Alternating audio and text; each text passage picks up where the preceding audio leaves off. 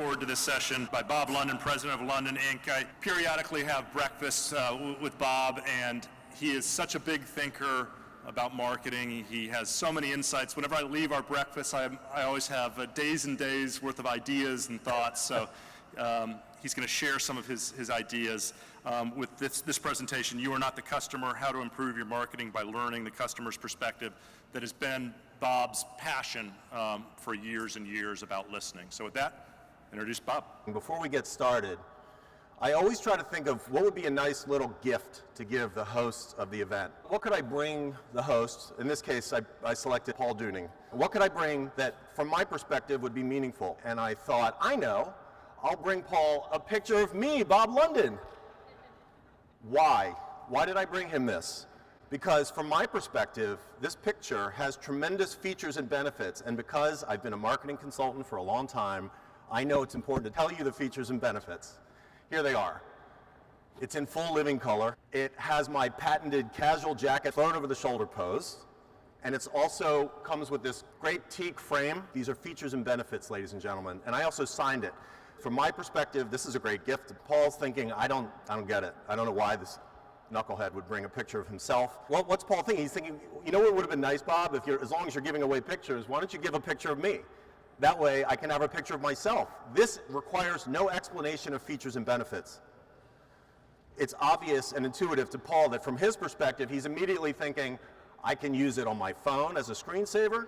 I can use it in the worldwide headquarters of Capital Communicator. Any room in his house, he could put this picture of himself. And I didn't put it on the slide. Imagine a picture of me at his bedside. It just wouldn't make sense. I'm very comfortable, based on the research I've done and the experience I've had with clients and some third-party research, in saying that so much marketing is forgettable, instantly forgettable, and it's therefore not effective because we're using too much of our perspective as marketers, not enough of the customer's perspective.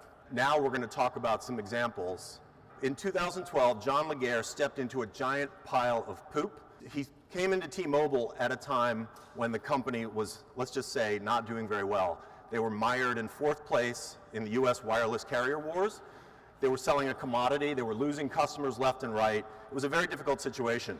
At the time, 2012, let's think back, what TV commercials were running? It was the battle of the network maps.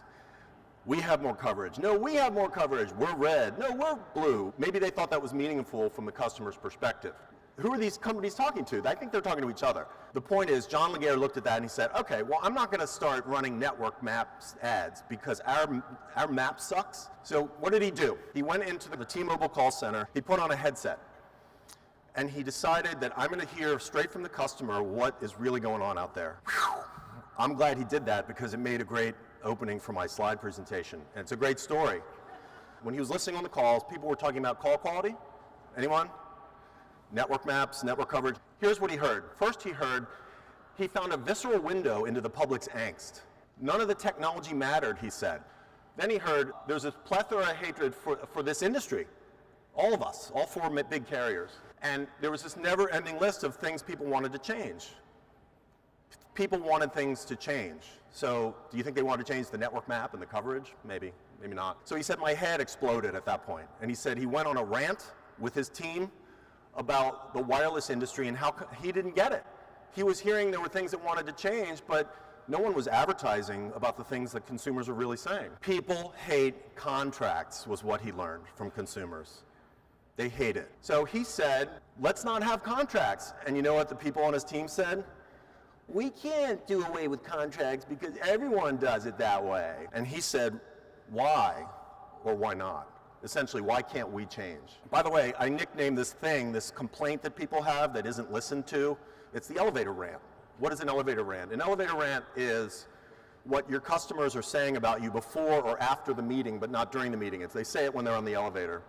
And they're saying stuff that's very real and very important, but marketers aren't maybe sometimes making enough of an effort to get that perspective. We're getting into now the marketing of it, but the marketing of it is only relevant and impactful and successful because of the listening that John Laguerre insisted on. What does it say? It says, only T-Mobile breaks the rules to break you free. So immediately, remember that angst, a plethora of hatred? He's just drilling right in on that. And he made a gamble that consumers would respond to that. No more 2-year service contracts, no more data overages, because guess what? This wasn't just doing away with contracts. This was, hey, we're going to have data rollover min. All the things people are pissed off about as wireless customers, we're going to do away with. Now, what is that woman doing? She's stomping Sprint's ass. She is kicking Sprint's ass. And by the way, when you're in marketing and you really want to live the message and the brand, does it say click here? Nice gentle call to action, or learn more? It says break free. So again, the only reason this marketing was successful was because tapping into all that angst. The angst in the wireless market is an analogy for whatever is happening in your market that people are sick of. What's the outcome of this? Stock price has skyrocketed. This is the point. The customer's perspective, to me, is what is behind every success that's ever happened in business. And marketers need to make sure, and I bet some of you are very good at this, make sure you're embracing it before you go off and develop campaigns, products, channel strategies. All of this stuff rests on being in touch with what the customer really wants. McKinsey Consulting, they published a report, B2B companies are talking past their customers. They defined it as the themes that many companies use in their marketing appear to have minimal influence on what the buyer's perception is. So I'm going to read it again because it's important. The themes that companies appear to use and think are important have minimal influence on the buyer's perceptions. And I've done hundreds and hundreds of interviews with B2B decision makers over the years. This is exactly what's at the root of a lot of problems with sales and marketing in B2B. So now what? What do we do? Companies hire me to come in, find out what really matters to their customers, and then design a marketing strategy around it. And I'll just say parenthetically, and I really don't mean this to be immodest, but when you're a marketing generalist and you're a consultant, I mean, it's really nice and I have control over my schedule and I work with clients that I really enjoy. But my income went up by 250% when I started doing this work, because not a lot of people do it, not enough people, number one. And number two, it's important. It's valuable. So there are sort of these magic questions. I think of them as being magical just because for so many of them, they seem obvious, but when you ask a customer, they'll say, huh, that's a good question. And then they proceed to give you an insight. What might you get fired for not doing? Now that might seem invasive, but people will answer this question. And the point of the question is, think about this for yourself. Everyone has a job description. There are 3 things that are so important that you might get fired if they don't go well. Then there are 3 other things that are in the job description, but if you don't get them done, it won't be a problem because they're not the most important things. So if I ask a customer or a prospect, they're answering this and giving me a clue into what the world looks like from their side of the table. I don't care what my client's point of view is at that point. I just want to know what's on the customer's mind. What would make you a customer for life? When I ask that question, and it's my favorite question, when I ask that question of a decision maker, I can hear them kind of kick back a little bit and go, huh, that's a really good question. Let me think about that. And then they say, no one's ever asked me that before. So who doesn't want a customer for life in this room? So we all want customers for life, but no one's being asked that question. What would it take? This is one of the miracle questions.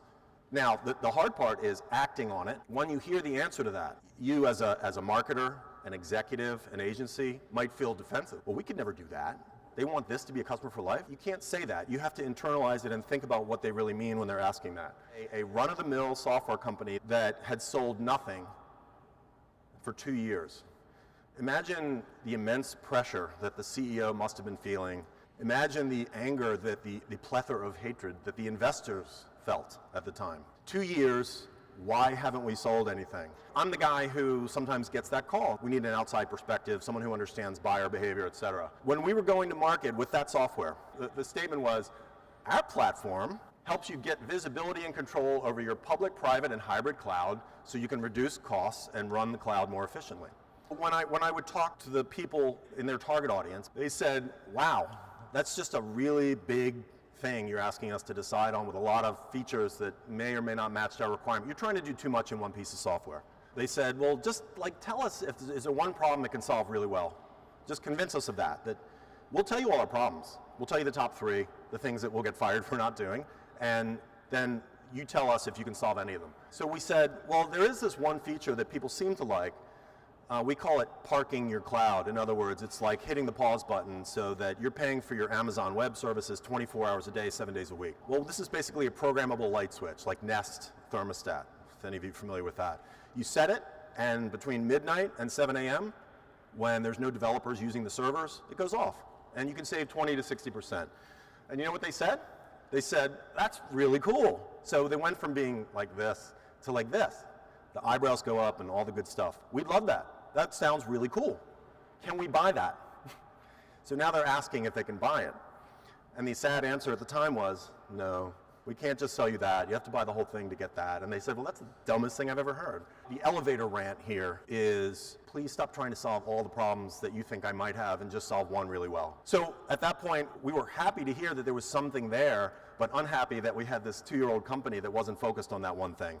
We pivoted the company. So we took it from this kind of blandly named enterprise software company that had sold 0 in 2 years, which had a short fuse on it because the investors were angry, and I don't blame them, to Park My Cloud. And 10 months later, I'm very happy to report, and this is just such a heartwarming story too for the people involved. They have 35 enterprise customers in 10 months once they pivoted. Having customers is great, and having revenue is important.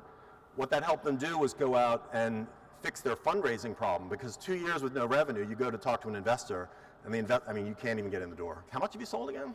And why not? How come yet? What's the problem? So you have to know what's going on in the customer's mind. You have to do anything you can to get their perspective. Someone who has certainly had failures in marketing, someone who's had a reasonable number of successes, and someone who 5 years ago just converted my whole consulting practice to talking to my clients' customers to get inside their heads. I can tell you that all the great stuff happens here. Go talk to the customer. Just listen in on sales calls, hear what they're really saying, and also learn the real language they use. Marketers are putting too much stuff, too much narrative, too much storytelling in the way of the guts of our message. Most people are at your website to do research. They're not there to hear the flowery philosophical stuff. There is a place for that. It's called the About Us. The rest of the website is about them. And when you go out and talk to people, don't sell them anything.